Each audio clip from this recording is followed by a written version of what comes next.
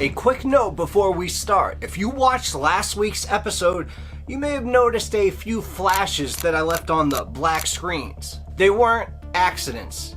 You don't need the episode to understand this one, but what happened here is what those clues were pointing toward. Now, when we talk about terrifying events, they usually point to that moment that something appears in the sky or when authorities arrive. But the people who lived through what happened in Colares would tell you the most important moment came much earlier, when everything still looked normal, and the first warning was treated like routine. I know what would make me happy? If you hit that like button and subscribe! Love y'all! What's going on, Midnight Mafia? Thank you guys so much for joining me for another video. I truly appreciate you guys. Stay to the end, very end. You're gonna love this episode, especially if you're into this stuff. And please make sure to hit that button, you know what I'm saying? Okay, without any further ado, as of now, it's time to slip into a mind that's not our own. Let's go. On the evening of October 18th, 1977, Dr. Wellade Cecim Carvalho locked the filing cabinet in her clinic and checked the appointment book for tomorrow. She had 3 routine checkups, 1 follow-up for a child's ear infection, and a physical for a fisherman applying for a boat license. She clicked her pen and then set it on her desk. Now, I need you to understand the surroundings. This clinic in Brazil, it was small. Just 3 examination rooms in a converted house near the center of Colares, which was a fishing village on the northern coast of Brazil. And through the window, she could hear the distant rhythm of waves and someone laughing down by the docks. The ceiling fan turned slowly overhead, doing almost nothing against the humid air. Dr. Carvalho had been working in Colares for 2 years now, after finishing her residency in Belém. Now, the work was straightforward. Cuts, infections, fevers, the occasional broken nose, nothing dramatic. Nothing that she couldn't handle. And she was reaching for her keys when she heard these footsteps on the wooden stairs outside. And they were fast, they were uneven, so someone was running.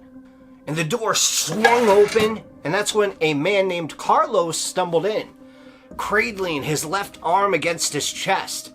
He was a fisherman, maybe about 40 years old, with that kind of weathered face that came from decades on the water. I mean, I know that face very well, being from near Cape Cod. Believe me, it's a real face. But right now, the skin looked pale, almost gray, and he was breathing way too hard. So Dr. Carvalho stood up and she said, "Carlos, what happened?" And he didn't say anything. He just held out his arm like this. And that's when she looked down and saw the burns. What is this? I don't know. 2 of them that were circular, each one of them about the size of a coin, and they were perfectly symmetrical. The skin around them was red and raised, but the burns themselves were strange. Clean edges, almost cauterized, like they'd been made with something very precise. I mean, she had seen plenty of burns before, stove burns, sunburns, chemical burns from fishing nets, and these did not look like any of them. So she guided him to the examination table, and she said, "What did this?" And Carlos just shook his head and said, "I don't know." So Dr. Carvalho tried to calm him down. She cleaned the wounds and applied this burn ointment on his arm. But as she worked, she noticed something else. His pulse was racing, way too fast for somebody that was sitting still at this point. So when she checked his blood pressure, it was elevated, not dangerous, but higher than it definitely should have been. So she said, "Tell me exactly what happened." And that's when Carlos just stared at the ceiling and he said, "Well, I was down at the beach fixing my nets. The sun was going down maybe an hour ago, and I saw this light." She said, "A light?" And he said, "Yeah, over the water. I thought it was another boat at first, but it wasn't moving right. It was just there, just hovering. And then it started coming towards me." Dr. Carvalho kept her face neutral. Fishermen told all kinds of tales and stories, lights on the water, strange sounds, sirens, things they saw after drinking a little bit too much, and she didn't judge. So then she asked, okay, and then what? And he said, well, it got closer, and I felt this heat on my arm, like something was pressing on my skin, but there was nothing there. And then the light moved away, and it was gone. So she bandaged his arm up and told him to come back in 3 days to check for an infection. Carlos left without saying much else. So Dr. Cavallo, it was a strange story, but she decided just to lock up and walk home. But as she did, she thought about those burns. Strange, but, probably explainable. Maybe he'd been near a lantern and didn't remember getting too close. Maybe he had brushed against something hot and his brain, just filled in the rest. But that's when 2 days later, a woman named Isabel came in with the exact same marks. Same 2 circular burns, same placement on the arm, the forearm, right here to be precise. Same racing pulse, same elevated blood pressure. And when Dr. Carvalho asked what happened, well, Isabel told her the same story that was heard from Carlos.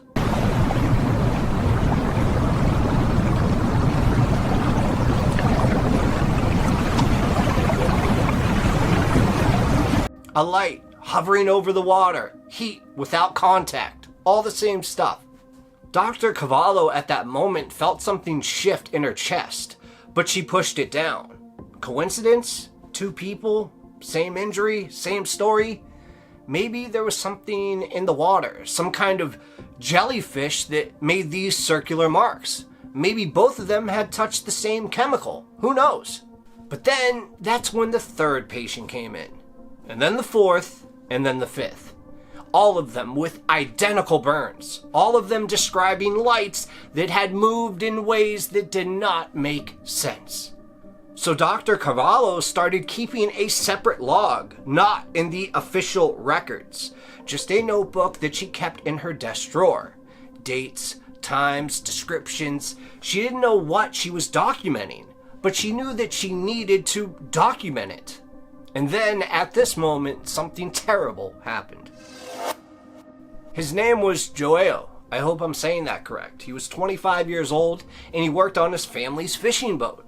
He had came in a week earlier with burns on both arms and the side of his neck. Dr. Carvalho had treated him, had sent him home, and had told him to rest and drink plenty of water. But 3 days later, his wife came running into the clinic screaming. And that's when Dr. Carvalho grabbed her medical bag and followed the woman to their house. Joao was in bed, laying on his back, eyes closed. She shook his shoulder and there was nothing. She checked his pulse. It was weak, but it was there. His breathing was shallow. She couldn't wake him up. Now, I know that would be a scary situation to be in, but she's a doctor, right? So she arranged for him to be transported to the hospital in Belém. But even as she gave the instructions, she knew something was instinctually wrong. Burns did not do this. Not burns like these. And over the next 2 weeks, 17 more people came to that clinic with the same injuries, same marks, same stories. And 3 of them ended up in the hospital, unresponsive. So as you can imagine, from that point on, the village started to change. For instance, people stopped going out after dark. They nailed boards over their windows. Some families packed everything up that they owned and left. Just loaded their belongings into their trucks and drove inland without saying where they were going. In the bar that was near the docks, which used to be full of fishermen every night, happy and joyful, just sat there now empty. Dr. Cavallo now started staying late at the clinic. She really didn't know what else to do. She couldn't explain what was happening. She couldn't treat it. She couldn't make it stop. So she just kept documenting. And then, one night, she saw it herself.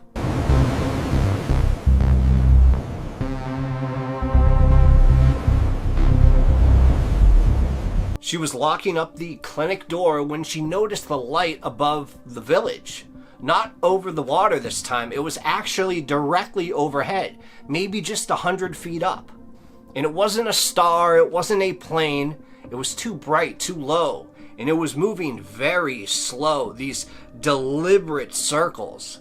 So she stood there with her keys in her hand just staring, and the light kind of pulsed once, twice, and then it dropped even lower.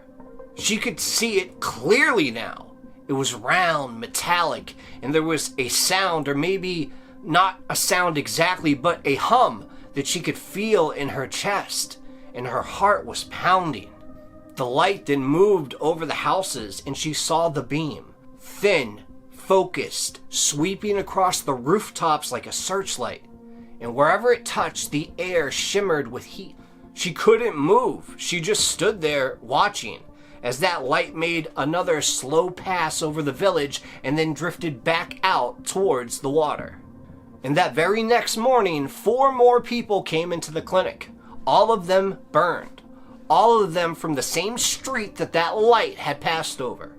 Now you gotta understand, Dr. Cavallo is a woman of science. So what she was seeing was shocking her. And Dr. Cavallo didn't know what to do anymore.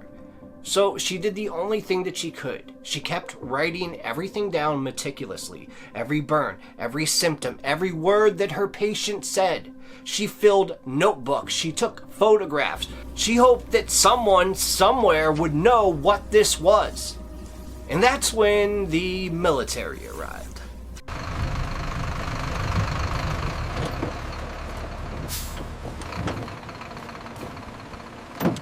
It was early November when the trucks rolled into Colares. The Brazilian Air Force, 6 vehicles, maybe about 20 soldiers, all of them moving with the kind of precision that made it clear that this wasn't their first time doing something like this. In fact, Dr. Cavallo was at the clinic when an officer walked in.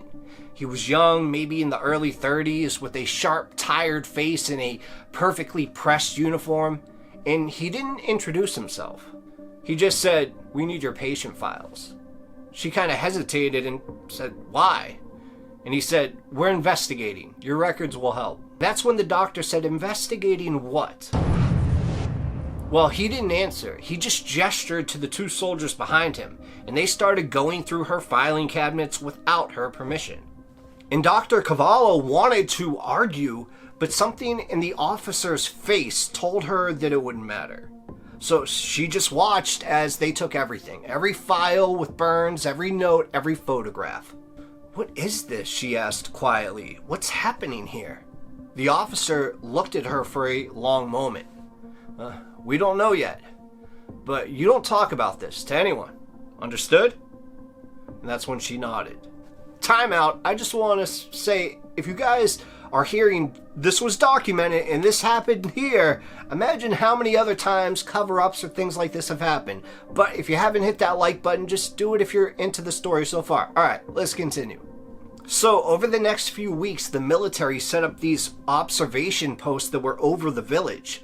Imagine it, cameras, equipment, soldiers on the rooftops. They weren't hiding, everybody could see them. But they weren't explaining anything either. They were being very secretive.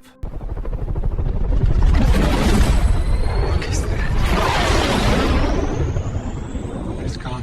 1,000 miles an hour, easy. And Dr. Cavallo just kept treating patients. But now, whenever somebody came in with burns, a soldier would show up within an hour and then take them away. And she didn't know to where. She didn't know how or if they would come back. And the lights kept appearing almost every night now. Sometimes over the water, sometimes right over the village. The military photographed them, they filmed them, and they tracked them. But they didn't stop them. One night, Dr. Cavallo was walking home when she heard screaming.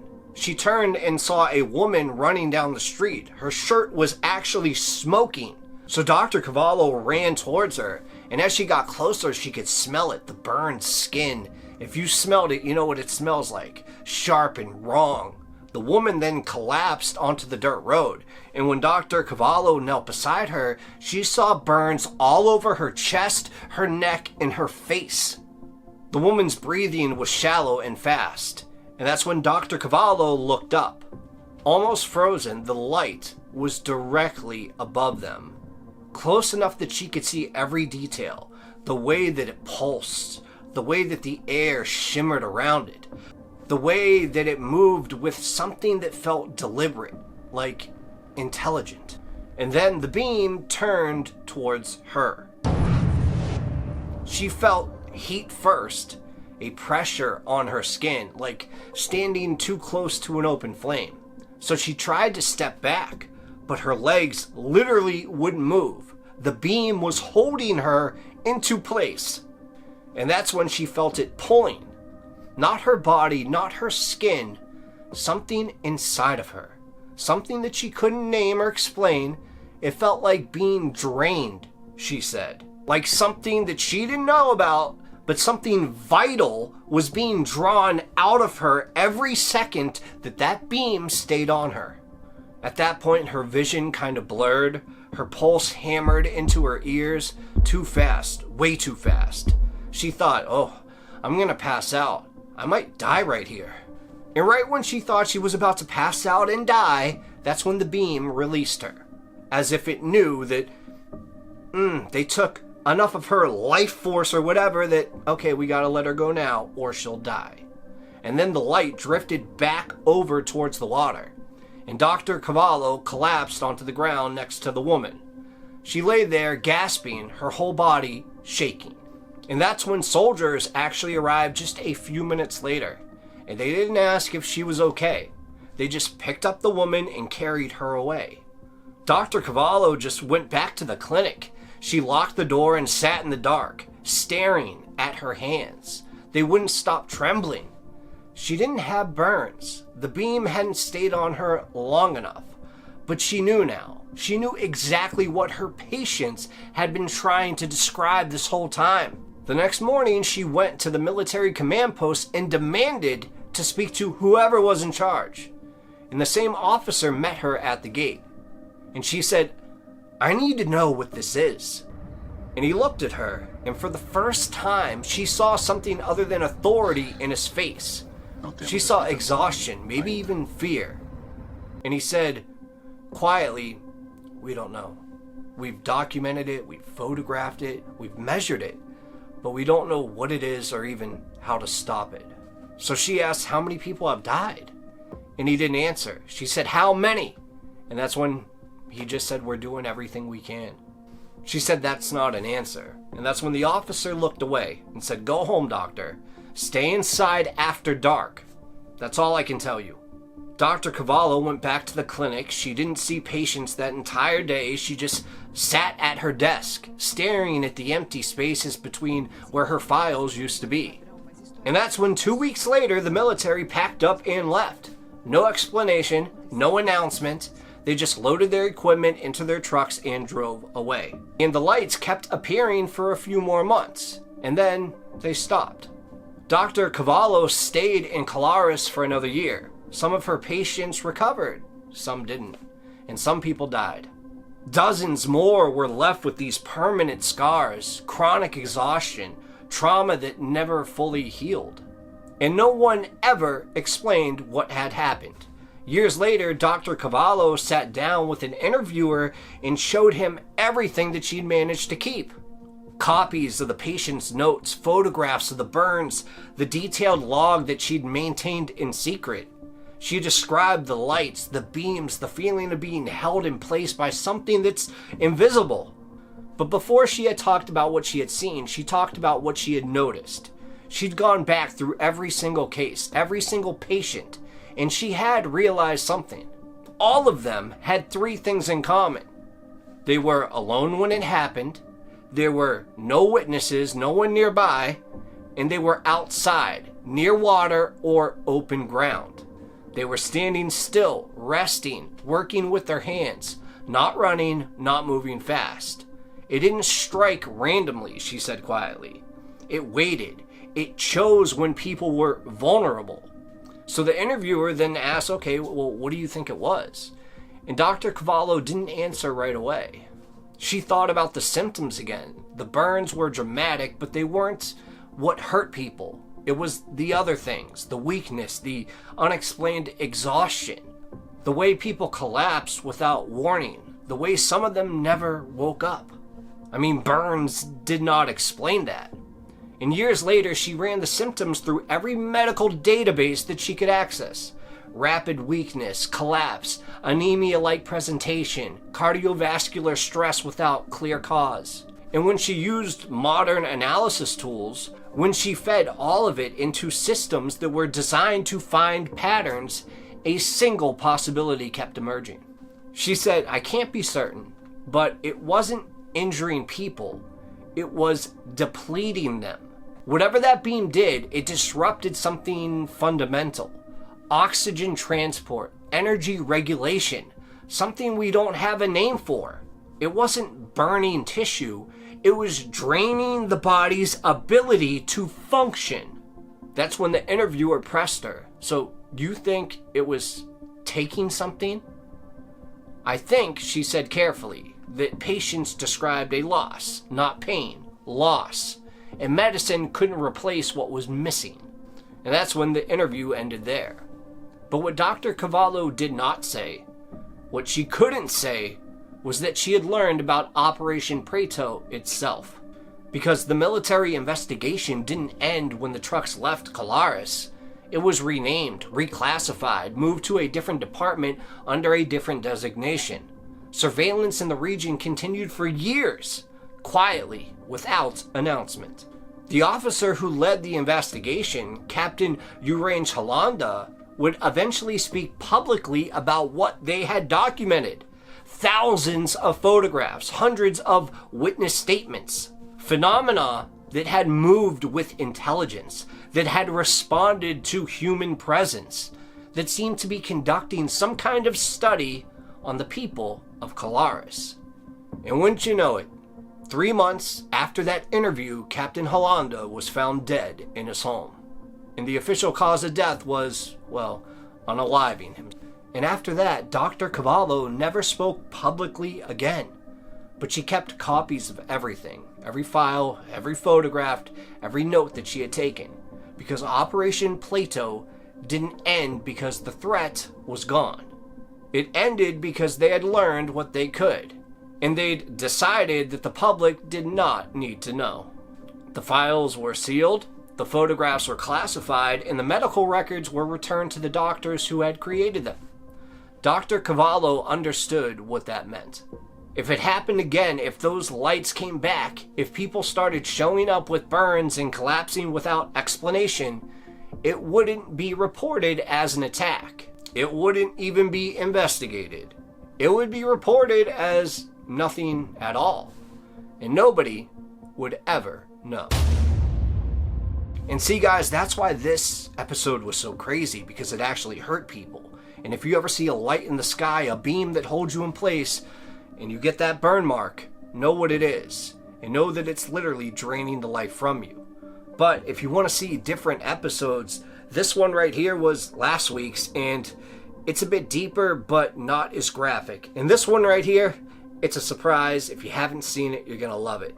I love you guys, and I'll catch you every Wednesday, most of the time at 3:13 p.m., sometimes later like this. Cheers.